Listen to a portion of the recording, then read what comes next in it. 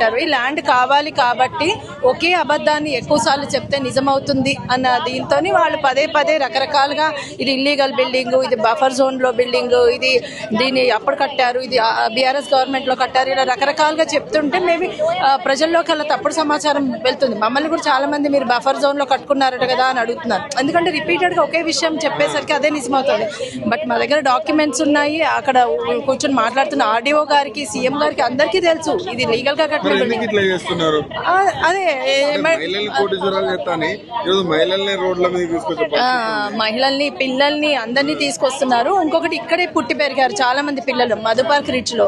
వాళ్ళు పుట్టిన తర్వాత స్కూల్లో వేసేటప్పుడు అందరూ దగ్గరగా ఉన్న బిల్డింగ్ స్కూల్లో వేద్దామని, ఆఫీస్ కి దగ్గరగా ఉండాలని ఇల్లు కొనుక్కున్నారు.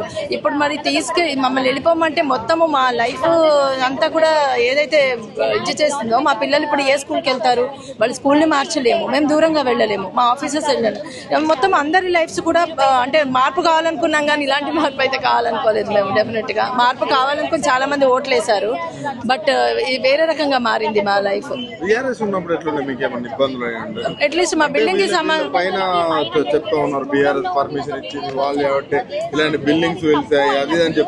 టెక్నికల్ డాక్యుమెంట్స్ చూస్తే ఎవరికైనా అర్థమవుతుందండి. ఇప్పుడు మీరు చూసినా మీకు అర్థమవుతుంది. ఇది 2010 లోపల కంప్లీట్ అయిపోయిన బిల్డింగ్.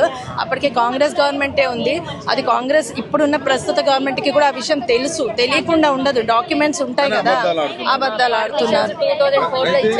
అసెంబ్లీ సాక్షి బిల్డింగ్ నేను ఎకానమీ పెంచాలనుకుంటున్నా, రియల్ ఎస్టేట్ చేస్తే తప్పేముంది అంటే వాళ్ళకి కూడా తెలుసు అండి. అది ఈ స్టేట్మెంట్ కూడా వాళ్ళకి తెలుసు. తప్పేముందో అందరికీ తెలుసు. ఎందుకంటే మొత్తం తెలంగాణనే వ్యతిరేకిస్తుంది కదా ఈ ప్రాజెక్ట్. నాట్ ఓన్లీ ఎంపీఆర్, ఆ ఇల్లు పోని వాళ్ళు కూడా వ్యతిరేకిస్తున్నారు. ఒక పక్కన ఏ పెన్షన్లు ఏవి ఇవ్వకుండా అంత వేల కోట్ల డబ్బులు దేనికోసం ఖర్చు పెడుతున్నారు? నిజంగా ఎకానమీ పెరుగుతుందా?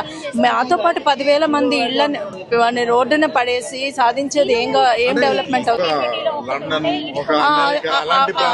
అన్ని కోట్లు పెట్టి అవసరం లేదు. లండన్ వాళ్ళ జీవన విధానం వేరు, మన లండన్ ఏ ఎగ్జాంపుల్స్ అయితే మనం మాట్లాడుతున్నామో వాళ్ళు ఎవరు ఇల్లు కూల్చి చేయలేదు కదా మరి డెవలప్మెంట్. ఆ ఎగ్జాంపుల్ ఎందుకు తీసుకోం మనం?